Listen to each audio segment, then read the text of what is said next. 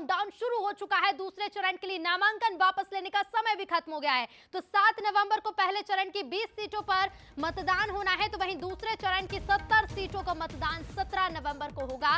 कई सीटों पर बागी कांग्रेस बीजेपी का समीकरण बिगाड़ते नजर आएंगे। अंतागढ़ से कांग्रेस विधायक अनूप नाग निर्दलीय चुनाव लड़ रहे और ऐसे में दोनों ही दलों की मुश्किलें बढ़ सकती है। सरायपाली से किस्मत लाल नंद जेसीसीजे से चुनाव लड़ रहे हैं। रायपुर उत्तर से जहां अजीत कुकरेजा मैदान में है, निर्दलीय चुनाव लड़ने जा रहे हैं। पाटन में त्रिकोणीय मुकाबला देखने को मिलेगा। मुख्यमंत्री भूपेश बघेल कांग्रेस की ओर से, बीजेपी ने विजय बघेल को यहां प्रत्याशी बनाया है और अमित जोगी जेसीसीजे की ओर से मुकाबला लड़ते यहां पर नजर आएंगे। तो त्रिकोणीय मुकाबला पाटन सीट पर देखने को मिलेगा। तो देखिए, मतदान का काउंटडाउन शुरू हो चुका है और आज नाम वापसी का अंतिम दिन था और ऐसे में तस्वीर साफ हो चुकी है कि किस सीट पर अब कितने प्रत्याशी मैदान में हैं। 7 नवंबर को पहले चरण का फर्स्ट फेज की वोटिंग होगी। 20 सीटों पर मतदान होगा। बस्तर संभाग की 12 सीटें, दुर्ग संभाग की 8 सीटों पर वोटिंग होनी है। तो वहीं 17 नवंबर को दूसरे चरण का मतदान होगा पाटन में, जहां त्रिकोणीय मुकाबला देखने को मिलेगा। तो वहीं कई सीटों पर बागी समीकरण बिगाड़ते और मुश्किलें बढ़ाते नजर आएंगे। और ज्यादा जानकारी के साथ संवाददाता कुलेश्वर फोन लाइन पर जुड़ गए हैं। कुलेश्वर, समय खत्म हो चुका है नाम वापसी का, कितनी सफल हुई बीजेपी कांग्रेस बागियों को मनाने में?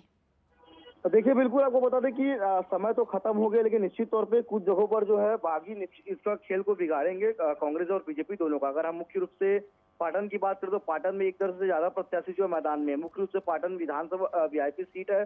ऐसे में सीएम भूपेश बघेल तो चुनाव लड़ी रहे, साथ ही विजय बघेल जो सांसद है वो, उसके साथ ही अमित जोगी जेसीसीजे के जो प्रमुख है वो चुनाव लड़ रहे हैं। तो ऐसे ही तमाम दिग्गज जो चुनाव लड़ रहे हैं। वही अगर हम उत्तर विधानसभा रायपुर की बात करें तो यहाँ से कुलदीप जुनेजा कांग्रेस की तरफ से प्रत्याशी, लेकिन अजीत कुकरेजा जो प्रबल दावेदार के रूप में लगातार सामने आ रहे थे, वो जो है निर्दलीय भर दिए और निर्दलीय जो है भरेंगे। तो ऐसे में उत्तर विधानसभा में भी कहीं ना कहीं कांग्रेस को ही दिक्कत हो सकता है। अंतागढ़ विधानसभा की अगर बात करें तो अंतागढ़ विधानसभा में अनूप नाग जो वर्तमान में कांग्रेस के विधायक है, वो निर्दलीय वहां से लड़ रहे हैं और ऐसे में उस सीट में भी थोड़ी सी दिक्कत जो है कांग्रेस को हो सकती है। देखिए, बीजेपी ने तो कई हद तक बागियों को मना लिया, लेकिन कहीं ना कहीं कांग्रेस में थोड़ी सी दिक्कत हुई, कांग्रेस नहीं बना पाई। हालांकि उनको निष्कासित तो कर दिया, लेकिन निश्चित तौर पे थोड़ा सा समीकरण जो हमें बिगड़ता हुआ नजर आएगा। वहीं अगर हम सरायपाली की बात करें तो सरायपाली से वर्तमान जो कांग्रेस के विधायक थे किस्मत लाल नंद, कुछ ही देर पहले जोगी कांग्रेस प्रवेश किया और वो भी वहां से जोगी कांग्रेस से चुनाव लड़ रहे हैं। तो सरायपाली में भी दिक्कत जो है कांग्रेस पार्टी को ही हो सकती है।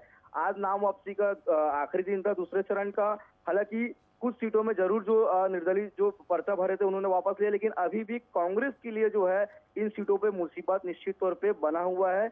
यहाँ पे सीधे तौर पे जो है दिक्कतें कांग्रेस पार्टी को हो सकती है। बिल्कुल कुलेश्वर, शुक्रिया आपका फिलहाल तमाम जानकारी के लिए। तो नाम वापसी का समय खत्म होने के साथ ही अब तमाम सीटों पर उम्मीदवार भी स्पष्ट रूप से सामने आ चुका है कि किस सीट पर कितने उम्मीदवार मैदान में हैं। कुछ बागी मान गए हैं तो कुछ अभी भी मुश्किलें बढ़ाते नजर आएंगे।